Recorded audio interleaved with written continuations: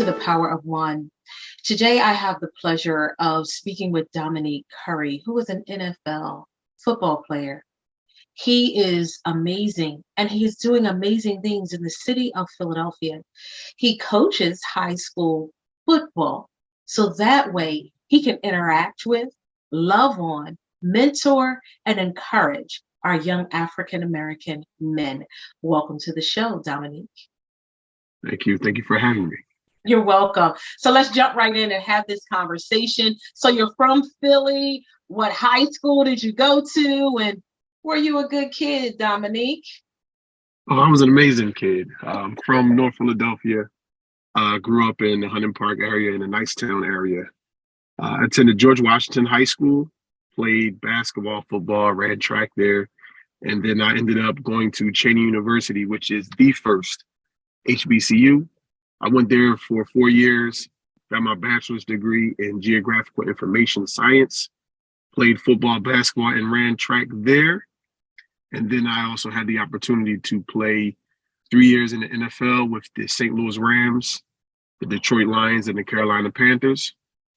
Once I finished playing, I dove right into coaching with Simon Gratz High School. Coaching, I was also a dean at Simon Gratz as well.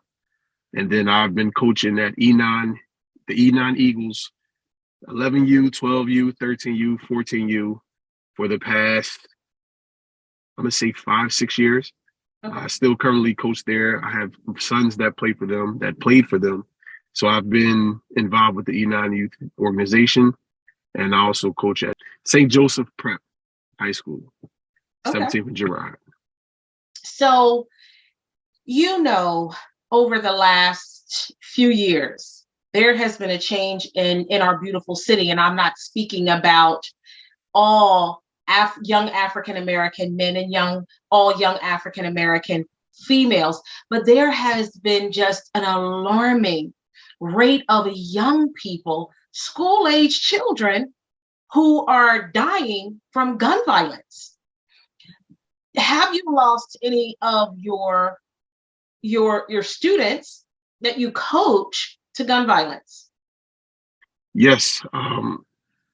Unfortunately, every year I've lost a former player or a former student, typically from Grass High School. Lost one while I was coaching, and that was something that was devastating because, we have to keep the team together. We have to keep those guys going because they lost their brother. And in the inner city, when you do something to one, we're going to come back at you. So trying to stop that retaliation was also difficult to do. And it's just sad to say that I've lost at least a student every year since I started. And now I started back in 2016. And that's just, it's horrible and it's heartbreaking. My father, Reverend Dr. John L. Payne, he's the pastor for Ebenezer Baptist Church. My dad used to coach the Wildcats in West Oak Lane. And I don't think he had that problem. But my dad was like the community dad. Everybody knew about Coach Payne. But it's a shame how that has shifted, where the coaches today who are teaching in the community, now you have to worry about losing one of your babies. I don't know if men call them the babies, but the women, the women are on the side, the mothers are on the sideline talking about their babies. And also I have two babies. They're 28 and 26. And my 26-year-old, he's married and has 3 children, but he's still my baby. But it's amazing how things have changed, where coaches are now faced with so many different things. It rocked our world when I had to go to Roxborough High School, when I had to go to Saul, because here it is that you have this young man, Nick, who's just getting off the bus with his other football players, and he lost his life. He's just coming back from, I don't know, a scrimmage, but he lost his life. That is so horrible. Tell me something, Dominique. Do you see a difference in the family structure as to why some young people are resorting to gun violence? Yes, there is definitely a shift in the family structure. I'm looking at how young the parents are. When I was teaching at Simon Gratz, I was teaching and being a dean to students who I went to high school with their parent. And at that time, I was in my early 30s. Um, so the fact that the parents are younger, they're starting to raise the children as friends instead of actually being the adult, instead of being the parent. They rather be cool with them so that way they can hang out when they get to a certain age. And they're losing them. They don't understand that they're losing them. They think that by allowing them to make their own decisions, to be able to walk around the city and not have to check in with someone, it's messing them up. Because I have a 15-year-old, and the first time that he hung out, I let him know that you have to text me where you're going, text me when you leave, text me when you get there. He didn't Mm-hmm. understand it at first, and he told me that his friends don't do that. And it starts at home when it comes to these children. And then it also starts with being shown at home on television, the type of music that they're listening to. So it starts with the family structure. We need to have these dads in these households. These dads Mm-hmm. need to become more present, because as a football coach, I honestly see a bunch of moms. I see a Mm. whole lot of moms. I don't see that many dads there. And the moms, you could tell when you talk to them, they're trying to figure it out. This If there's a son that's a little on the rougher end, they come to the Mm-hmm. coaches to talk. They should be Right. talking to the child's father. The father should be Right. there. So it's tough to do, because as a coach, we're not there all the time as a father should be. And that's what these young men are missing. They're missing their fathers. And I think there is a lack of that healthy fear. Now don't get it twisted. Now my dad, he's a pastor now. He's a reverend. We were brought up in the church. But one thing you did not do was cross John Payne Sr. You hear me? And then I have two older brothers, so I'm the baby and the only girl. My oldest brother, he played football. My middle brother, he didn't so much. But we had that healthy fear for my father, because if we did something we know we didn't have any business doing, and somebody from the neighborhood said, "We're gonna call your father," we're like, no, how about you beat us and we just leave it at that? Because back in the day, they would be to take you home, and what happened? Your parent would beat you Mm-hmm. too. Yes. But I'm not talking about child abuse. That's not what I'm talking about. I love my dad for the discipline that he has given me, and I have that in the back of my mind. I would never do anything to harm him, and I would think twice about some of the things that I did, again, because I didn't want it to come back on him. And don't get me wrong, Dominique, we did some things we weren't supposed to do Right. when we were children. And I said to my husband years ago, when my kids were small, I hope they do things that they can bounce back from. Because now we have these teens, you have all of this social media, and they're doing things they cannot bounce back from. Some of them has even lost their lives. Talk to me about how you see social media has also changed our young people. Social media has changed them because they can talk to anybody whenever. They don't have to be in the vicinity. They can talk to someone that's across the country. And people are actually hiding behind the keyboard, because if I don't like somebody, I can create a fake page, put up a fake picture, and I can say anything that I want, and I can stir up beef between someone, or get the things that's on my chest off my chest. So what happens is, on social media, a lot of people, they're not being themselves. They're creating a persona that they're not really, that's not them. So some people, when they come in person, they have to follow that persona. You can't talk guns, you can't be big and bad and tough, and then when you're seen in person, you're a shy individual. So you've created something online with taking the pictures, splashing the money, flashing the guns. You have to follow that, because now you're going to be worried about what they're going to say about you afterwards. So social media has a major impact on the change in our youth. Tell me why you decided to coach in the city of Philadelphia. From Philly, everybody asks me all the time, because after playing, I actually lived in California for a little bit. And the one thing that always brought me back was my children. And then the second thing was the city. I felt like that I was put here to make a change in the city, because whenever I talk to people, the first thing that they say is, you need to move. You need to get out the city. So if we all get out the city, how do we expect to come together as a community and change the city? So that's why I was at Gratz. That's why I taught at Cleveland, which is a middle school. I taught there. That's why I coach at E9, because with someone that really is doing this, not because of some type of financial gain or some type of acknowledgement that they're getting. I'm doing this out the kindness of my heart. I'm not doing this to put this on social media. I'm not doing this to make a name for myself. I'm doing this because these kids need to see that there's somebody out there as a Black man that really, really cares about me and want to see me do good in life. So that's why I'm here. That's why I'm still coaching. That's why I'm tripping from New York to Philly, Philly to New York.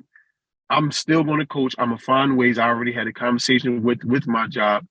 I'm going to find ways to make sure that I'm still here and present, not only for my sons and my daughter to see me there, standing behind them 100%, but also my former players, my current players, and those future players that I'll end up coaching. Are you still with the NFL? Yes. So the role that I'm in is I'm an operations coordinator up at the NFL office. I work with what's called the Player Care Foundation, and we help former players receive the financial assistance, mental assistance, emotional support that they have to deal with post playing. So, and you just touched on something major: mental assistance. I think we're dealing with a lot of mental illness now and untreated trauma. And that could be in our young people as well, like you said, for NFL players. But untreated trauma can come out in ways that are not good. They come out in ways of gun violence because we don't know conflict resolution. We don't know how to solve a problem. Like when you and I were coming up, if we fought and we lost that fight, then we lived to see another day. And it was like, okay, good one, but we moved on. We didn't come back to shoot, to kill someone. Do you see a lot of untreated trauma in your young players? And how scary is it that I know a lot of your young players have been affected by gun violence in one way or another, and it seems like the norm for them? Yeah, I'm on the fence when it comes to the mental side, because just being inside the schools, there are players, there are children that are truly, truly suffering from this. But then there's others that are taking advantage of it. Okay. Because, for example, a student will act a certain way and they think they're allowed to do that because they have an IEP. Okay. I've heard them say this out their mouth. I would see it all the time that, oh, I'm gonna act out. I'm gonna throw this desk and I'm just blaming it on my IEP. The other thing is we don't hold them accountable. So I understand they may have trauma. They may be suffering from some type of mental disability or emotional disability, but we have to find a way to still have them understand disciplinary actions. Right. They don't understand consequences because they just get coddled and they're able to blame it on things instead of actually facing what they're doing and figuring out what these consequences mean without taking account away from what they're going through. So as a coach, we have guys, we make sure practice starts on time. We give them plays. After a certain amount of times, when you jump off sides, we make them do up downs or push-ups. But if they continue to jump off sides, then we just say, don't worry about it. When you jump off sides, you lose 5 yards. So every time you jump off sides and you continue to lose 5 yards, you're going away from your goal, which is the touchdown. So when these kids act a certain way, instead of saying, don't worry about it, or, oh, he sped, or he has an IEP, he's on the stop line, you can't suspend him. You have to find ways to make him understand, like, okay, I don't need to do this because there's some type of consequence I'm gonna face. So these kids are growing up not scared of consequences. And then now when they have these guns in their hands, they're doing these things not scared of consequences because they know, oh, I'm a teen, I'm gonna go to jail. Well, no, I'm gonna go to juvie or the detention center, and I'll be out by a certain age. They're not scared. They're not scared of this. And we not saying that we want them to be feared of it, but they got to understand these consequences. And I agree.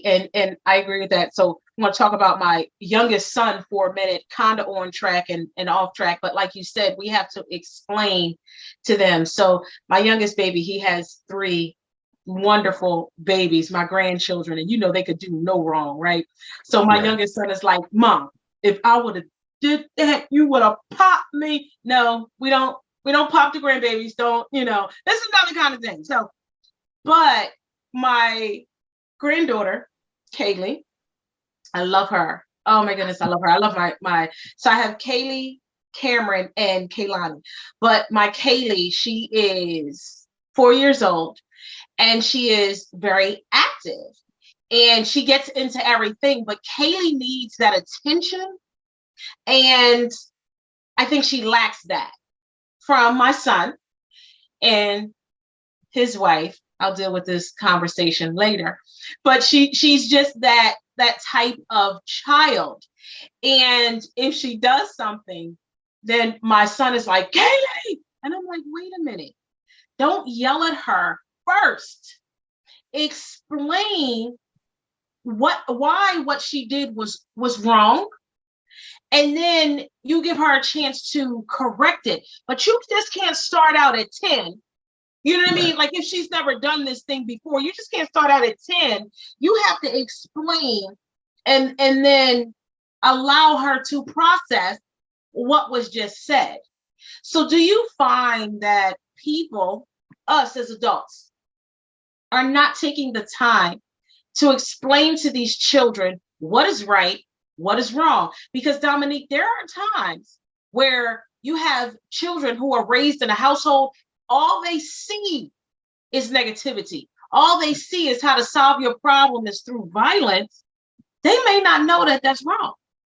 So do you see that sometimes these children do not know truly what's right from wrong? And sometimes adults are not sitting them down to explain to them, this is the way we should do things. And if you don't, this is what's going to happen.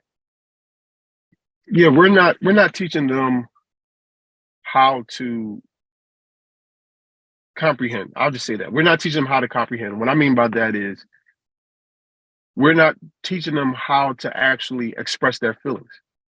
So a lot of parents are simply, like you stated, yelling at these children.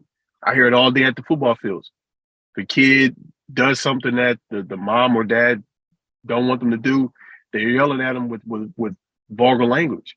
So when the kid comes on that football field, all that kid is literally repeating what's being said to him, to his teammates, and the language is it's a air sore. It's unbearable to me because they're 9 years old, cursing up a storm, cursing with the best of them, and I try to have that conversation as a coach, and what I had to do was I had to instill push-ups. I had to instill something when you curse.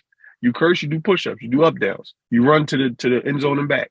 And then after a while, the cursing minimalized, but it didn't stop completely because there's no way that you're going to be able to stop something completely. So when these kids are going through these things and they're just being yelled at the house, nobody's showing them that affection. Like I would just give them hugs, give them handshakes. I ask them about their day, and they don't even know how to respond to that. I'll be like, "How was your day, Mr. Curry? What you mean? How was your day? Like, what did you do? What did you have fun this weekend? I wouldn't yell at them. I'll talk to them. Yes. I'm not the yelling coach. I'm not even a yelling parent. I ask my children, what did you do? Explain yourself. I always say explain yourself. Before I tell them about their wrong, I want them to see where they went wrong at first. If they can't see it, I'll help them see that. But explaining things to these children, taking time. I catch myself in my phone because sometimes, like, I'm a coach, so sometimes I'll be watching plays and the previous practice on my phone. So my daughter may ask me, Dad, can we color? And I'm unconsciously, I'm busy, but I can Yeah, put that phone down for 5 minutes and interact with my daughter. That's going to be a memory for her for the rest of her life, as opposed to right. me trying to figure out how to stop this blitz that I'm gonna face this Friday. Yeah, So sometimes we just gotta pull back and realize, even if it's 5 minutes, we can take 5 minutes to scroll on Instagram and TikTok. We should be able to take 5 minutes to do something positive, something interacting with our children outside of using a cell phone. I agree. I agree. And I will say this for the record, viewers, my son Isaiah and his wife, they are great parents. So I didn't want you to think that they weren't good parents. It's just Kaylee is that child that demands attention every hour that she's up. So they're great parents. And plus she has a wonderful grandmother, just me. So yeah, just wanted to put that out there.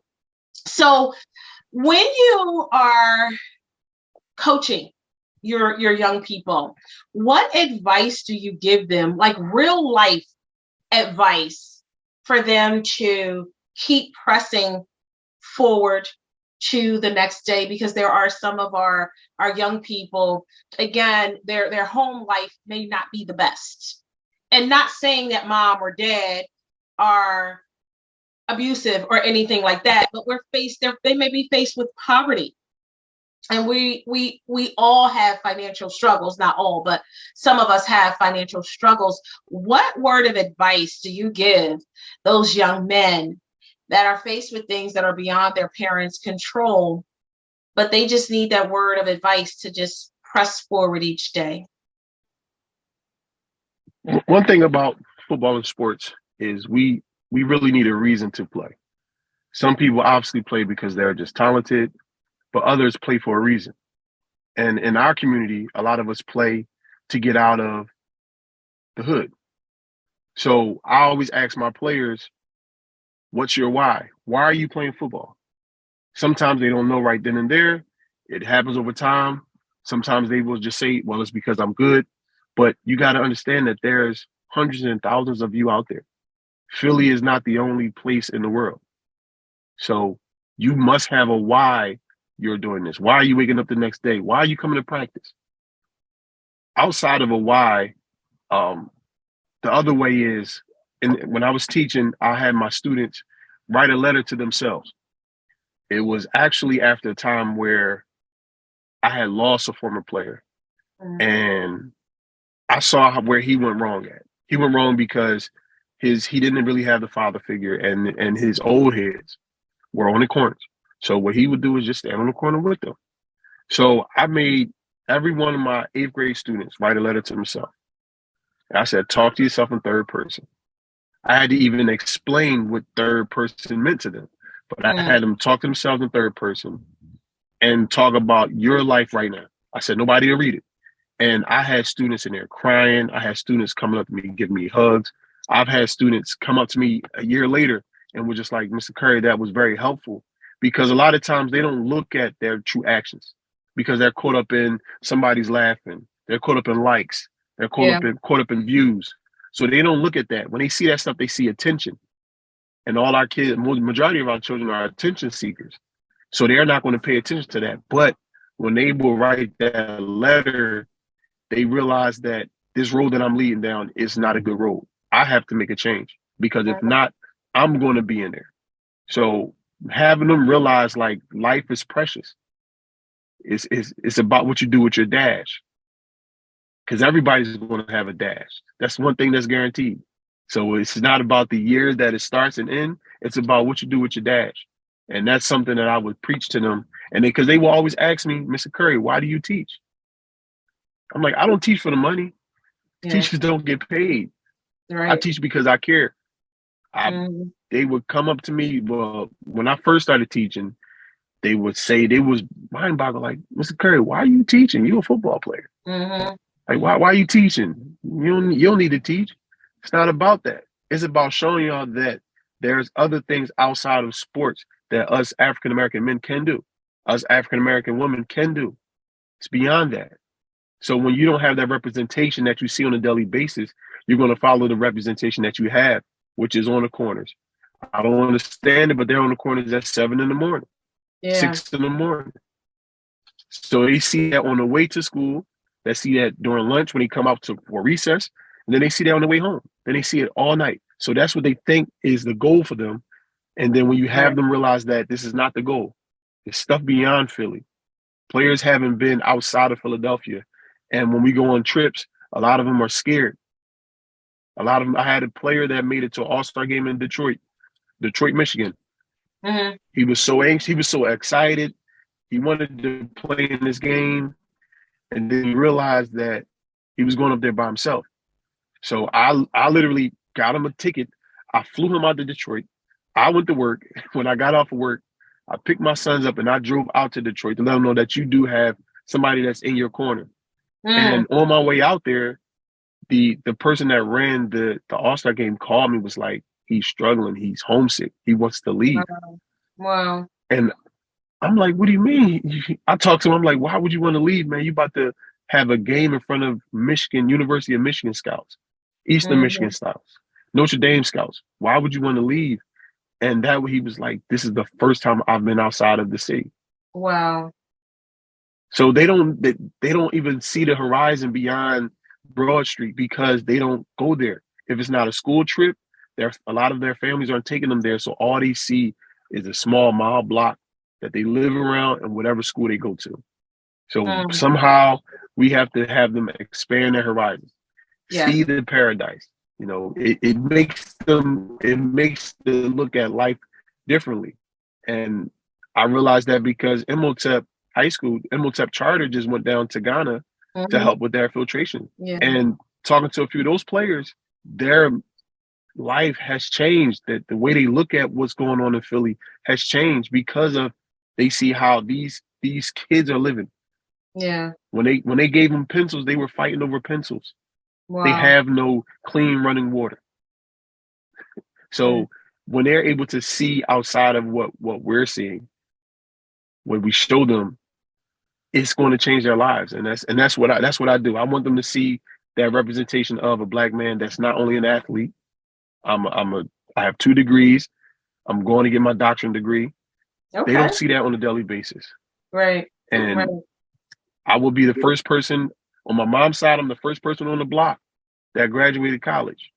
Mm. On my dad's side, my dad graduated college, my aunts graduated college, but I'll be the first person on the block that got their doctoral degree. So That's showing them that, it's going to make them want that. that's right. And you know what? My dad preached a sermon, and his sermon was, "I love you, my brother." And he told the deacons and he told his male pastors that sit up on the pulpit with him, there's nothing wrong with one man telling another man, "I love you."